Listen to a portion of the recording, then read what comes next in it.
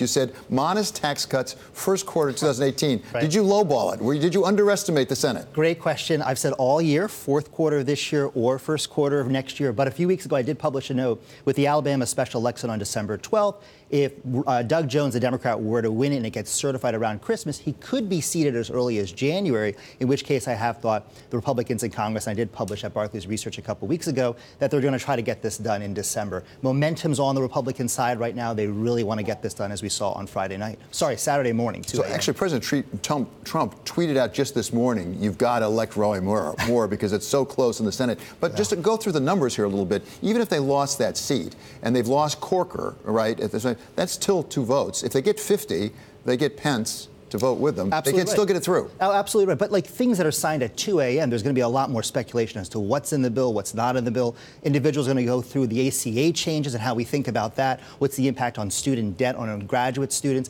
Is that going to help job creation? You're also going to see people refine their models on economic growth and on the job situation for employment going forward. Those are things that could hurt the potential, but I still think now, as I've said all year, they're probably going to get a tax cut through.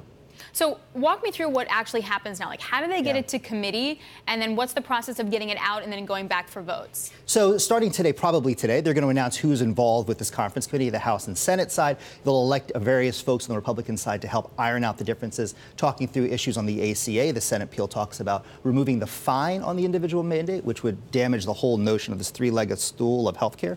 You're going to talk about different issues on the corporate tax delay, how we think about pass-throughs, minor changes on repatriation rate, but also individual tax side. How do we think about the fact that the individual tax side on the Senate legislation actually expires after 10 years? You've seen a lot of talk, the JCT, Joint Committee for Taxation report, that shows in their analysis that individuals below a certain income bracket, I think it was $70,000 a year, after 10 years actually see a tax increase. If the reply is, well, we'll just cut taxes again in years 8, 9, or 10 to resolve that, some people might begin to get a little worried.